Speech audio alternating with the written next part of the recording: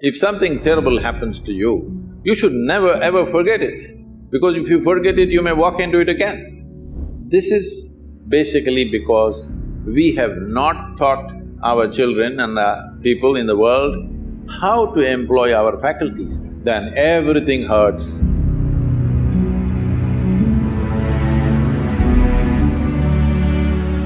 My next question to you, Sadhguru, is when something bad happens to somebody and we know that it's always on their conscience, they're thinking about it a lot of times, but eventually there comes a point where they are ready to let it go.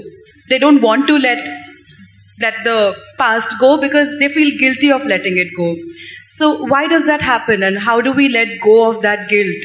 Like, even if we take, for instance, sexual abuse, if a girl is sexually abused and eventually if she reaches a point where she is ready to overcome it, but she feels guilty to let it go because it has troubled her for a very, very long time, and not just her, the ones around her as well. So is it right to let it go at that point, or how does one deal with a situation like this? See, I think this struggle is coming from a misunderstanding that something either unpleasant or terrible that one may encounter in one's life, it can just happen to anybody in so many different ways. If it happens, people think they must forget it. No, you should never forget it. If something terrible happens to you, you should never ever forget it, because if you forget it, you may walk into it again. But we must know the distinction between what is memory and what is living. You are living.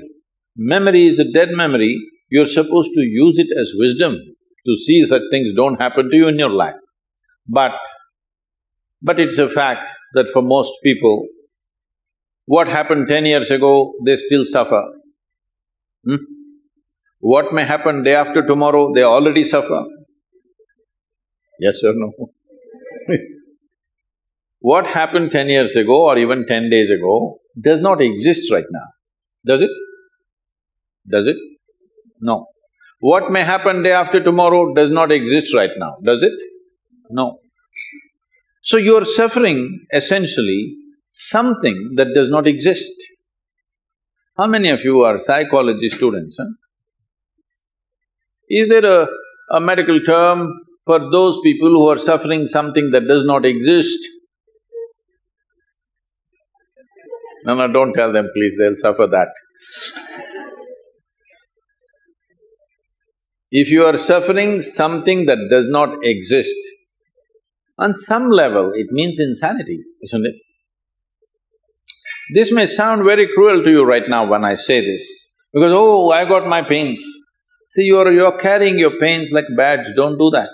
When something bad happens to us, when something hurts us, we can either become wise or wounded. This is a choice we have.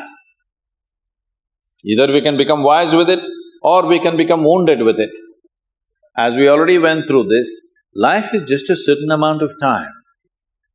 It's ticking away. As you sit here now, you are 1 hour closer to the grave since you came here. Yes or no? Yes, it is. It's going away for all of us. So in this, where is the time to carry every experience like a wound? No. This must become your wisdom. If terrible things happen to you, you must become wiser than others, sooner than others, isn't it? But unfortunately, most people choose to become wounded simply because, again, in our systems of education, we have done nothing about the nature of human mind. We are busy studying frogs and cockroaches and trees and chemistry and physics and planets and everything. No attention to the nature of this one. So we don't know how to use our faculties. The greatest faculties that you have right now as a human being is, you have a vivid sense of memory. Everything that happened, you can remember as if it's alive right now. Yes? There is a repository here, there's an archive in your mind which can replay the whole video if you want. But this has become a problem. You started suffering the old movies. And there is a fantastic sense of imagination, so you already suffer a tomorrow which is yet to come.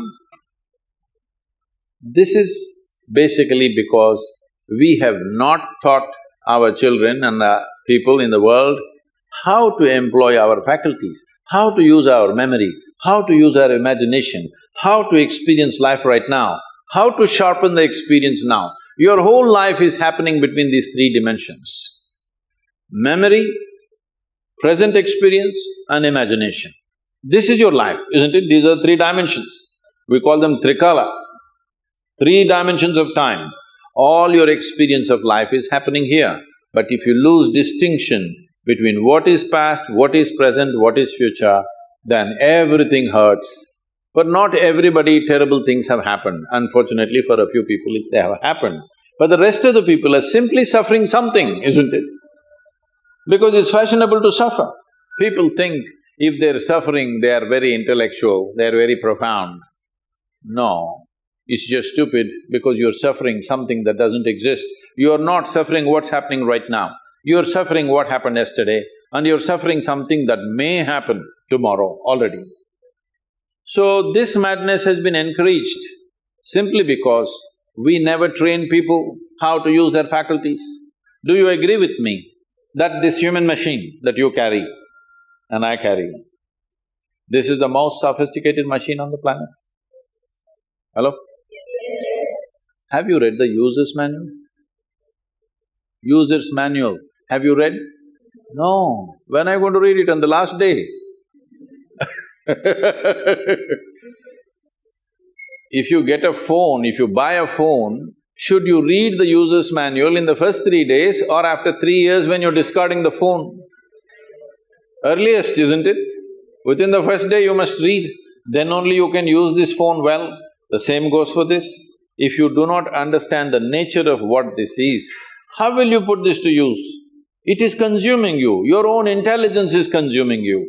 You can call it stress, anxiety, pain, suffering, whatever. Essentially, your intelligence is turned against you, that's all the reality is.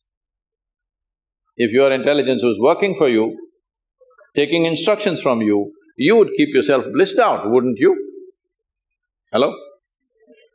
Your intelligence is turned against you. Why has your intelligence turned against you? That's what you need to look at, not about carrying these things that have happened which should not have happened as badges in our life.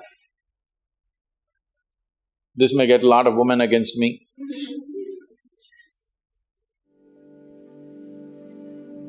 If I was against you, I wouldn't be here. Yes?